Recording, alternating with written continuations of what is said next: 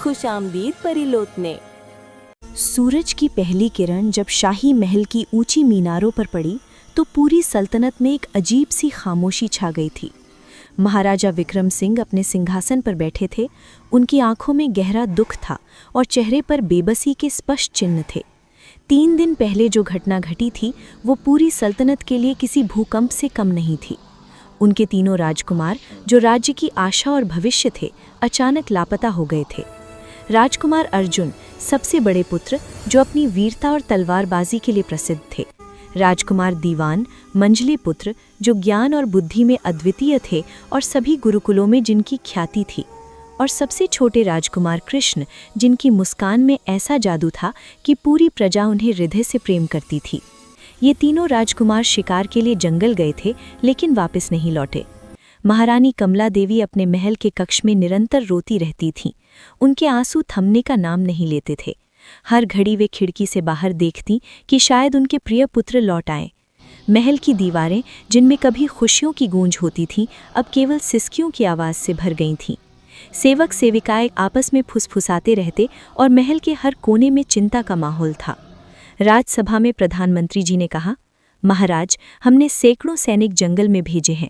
हर रास्ता, हर गुफा, हर नदी नाला छान मारा गया है, लेकिन राजकुमारों का कोई निशान नहीं मिला। महाराजा ने अपनी मुट्ठी भींची और कहा, मैं अपने पुत्रों के बिना इस सिंहासन को नहीं संभाल सकता। जो भी मेरे पुत्रों को वापस लाएगा, उसे मैं आधी सल्तनत का उत्तराधिकारी बनाऊंगा। ये घोषणा पूरी राज्य में फैल गई। दूर दराज क्षेत्रों से जासूस, जादूगर, सूफी और वीर युवक राजकुमारों की खोज में निकल पड़े, लेकिन कोई भी सफल नहीं हो सका। जंगल इतना घना और खतरनाक था कि बहुत से लोग स्वयं ही लौट आए। एक दिन संध्या के समय जब सूर्य अस्त हो रहा था, एक वृद्धा महल के द्वार पर पहुंची। उसके वस्त्र फटे हुए थे, बाल सफ़ेद थे और चेहरा झुर्रियों से भरा हुआ था। प्रहरी उसे रोकने लगे, लेकिन उसने कहा, मैं महाराजा से मिलना चाहती हूँ। मेरे पास राजकुमारों के बारे में समाचार है। ये सुनकर प्रहरी तुरंत दौड़े और महाराजा को सूचना दी।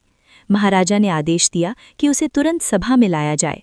जब वो वृद्धा सभा में प्रवेश करती है तो सभी उसे आश्चर्य से देखते हैं। महाराजा ने पूछा, कहो, तुम्हारे पास मेरे पुत्रों की क्या सूचना है? वृद्धा ने धीरे से कहा, महाराज, आपके राजकुमार जंगल के सबसे गहरे भाग में स्थित एक प्राचीन किले में बंदी है। वो किला एक शक्तिशाली जादूगरनी का है, जिसे काली माया कहा जाता है। वो 100 वर्षों से इस जंगल में रहती है और युवा राजकुमारों को बंदी बनाकर उनकी जवानी चुरा लेती है, ताकि स्वयं युवा बनी रहे। सभा में भय की लहर दौड़ गई। सभी ने काली माया की कहानियां सुनी थीं, लेकिन किसी ने विश्वास नहीं किया था कि वो सच में अस्तित्व में है।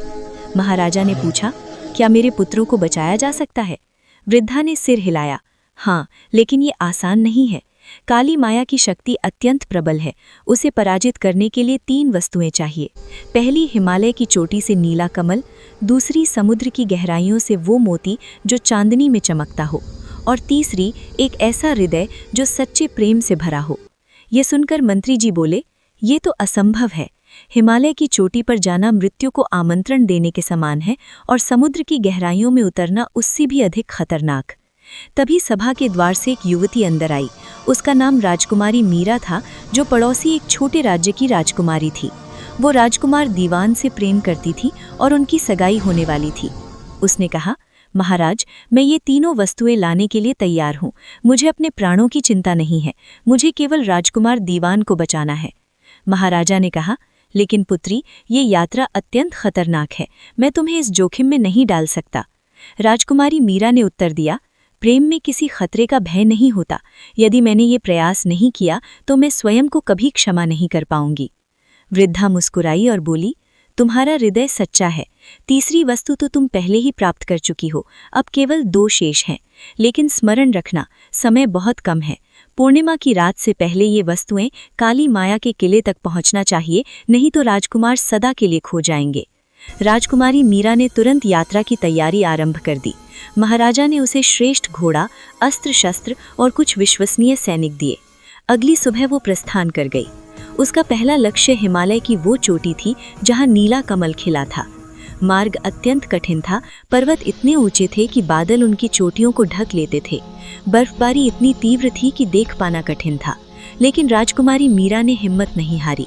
3 दिनों की कठिन चढ़ाई के बाद वो उस स्थान पर पहुंची जहां नीला कमल खिला था। वो फूल एक चट्टान के किनारे खिला हुआ था, जिसकी नीचे हजारों फीट गहरी खाई थी। राजकुमारी ने बहुत सावधानी से रस्सी बांधी और चट्टान की ओर बढ़ी। हवा तीव्र थी और एक गलत कदम मृत्यु का संदेश बन सकता था, लेकिन अपने प्रिय के प्रेम ने उसे शक्ति दी। उसने धीरे से फूल तोड़ा और सुरक्षित लौट आई। अब दूसरी वस्तु शेष थी, समुद्र की गहराइयों से चांदनी में चमकने वाला मोती। राजकुमारी ने समुद्र की ओर अपनी यात्रा जारी रखी। कई दिनों की यात्रा के बाद वो तट पर पहुंची। एक वृद्ध मछुआरे ने बताया, ये मोती केवल पूर्णिमा की रात को समुद्र की एक गहरी गुफा में दिखाई देता है, लेकिन वहां एक भयानक अजगर रहता है जो इस मोती की रक्षा करता है। राजकुमारी ने पूर्णिमा की रात की प्रतीक्षा की। जब चंद्रमा आकाश में चमका तो वो एक मजबूत नाव लेकर समुद्र में उतरी। समुद्र की लहरें भयावह थीं, लेकिन उसने गहरे जल में गोता लगाया। अंधेरे पानी में उसे एक प्रकाश दिखाई दिया। वो वही मोती था जो चांद की किरणों में चमक रहा था। लेकिन जैसे ही वो उसके समीप पहुंची, एक विशाल सांपनुमा प्राणी प्रकट हुआ। अजगर ने दहाड़ मारी और राजकुमारी पर आक्रमण कर दिया। राजकुमारी ने अपनी तलवार निकाली और साहसपूर्वक युद्ध किया। युद्ध अत्यंत कठोर था, लेकिन अंत में उसने अजगर को घायल कर दिया। उसने शीघ्रता से मोती उठाया और पानी से बाहर आ गई। अब उसके पास दोनों वस्तुएं थीं, और तीसरी वस्तु, सच्चे प्रेम से भरा हृदय, तो पहले से ही उसके पास था। वो तुरंत उस जंगल की ओर चल पड़ी जहां काली माया का किला था। वृद्धा मार्ग में उसका इंतजार कर रही थी। उसने कहा, तुमने अद्भुत कार्य किया है, अब मैं तुम्हें किले तक ले चलूंगी। जंगल की गहराई में वास्तव में एक पुराना किला था। उसकी दीवारें काली थीं और चारों ओर भयानक सन्नाटा था। वृद्धा ने एक मंत्र पढ़ा और किले का द्वार खुल गया। अंदर एक विशाल सभागार में काली माया बैठी थी, जो देखने में एक युवा स्त्री लगती थी, लेकिन उसकी आंखों में सदियों की बुराई छिपी हुई थी। तीनों राजकुमार कांच के ताबूतों में बंद थे, अचेत और निर्जीव से। काली माया ने ठहाका लगाया, तो तुम वही मूर्ख लड़की हो जो मेरे राजकुमारों को बचाने आई हो। राजकुमारी ने नीला कमल और चमकता मोती उठाया और अपना हाथ हृदय पर रखा। मेरे पास वे तीनों वस्तुएं हैं जो तुम्हारी शक्ति को समाप्त कर सकती हैं। काली माया क्रोध में खड़ी हो गई। ये वस्तुएं मुझे नहीं रोक सकती। उसने अपना जादू चलाया, लेकिन जैसे ही राजकुमारी ने नीले कमल और चमकते मोती को अपने सच्चे प्रेम के साथ जोड़ा, एक तेज प्रकाश चारों ओर फैल गया। काली माया चीखी उठी और उसकी शक्ति क्षीण होने लगी। वो बूढ़ी होती गई और अंत में राख बनकर बिखर गई। कांच के ताबूत टूट गए और तीनों राजकुमार जाग उठे। राजकुमार दीवान ने आंखें खोली और राजकुमारी मीरा को देखा। उसने उसे गले लगाया और कहा, तुमने हम सभी की जान बचाई है। तीनों राजकुमार और राजकुमारी महल लौट आए। महाराजा और महारानी की खुशी की कोई सीमा न रही। पूरी सल्तनत में उत्सव मनाया गया। राजकुमार दीवान और राजकुमारी मीरा का विवाह बड़े धूमधाम से हुआ। वो वृद्धा भी आई और महाराज से कहा, वास्तव में मैं एक परी थी जो मनुष्यों के प्रेम और साहस की परीक्षा लेती है। आपकी बहू ने सिद्ध कर दिया कि सच्चा प्रेम हर कठिनाई को सरल बना देता है। और इस प्रकार तीनों लापता राजकुमार लौट आए और राज्य में पुनः खुशियां फैल गईं।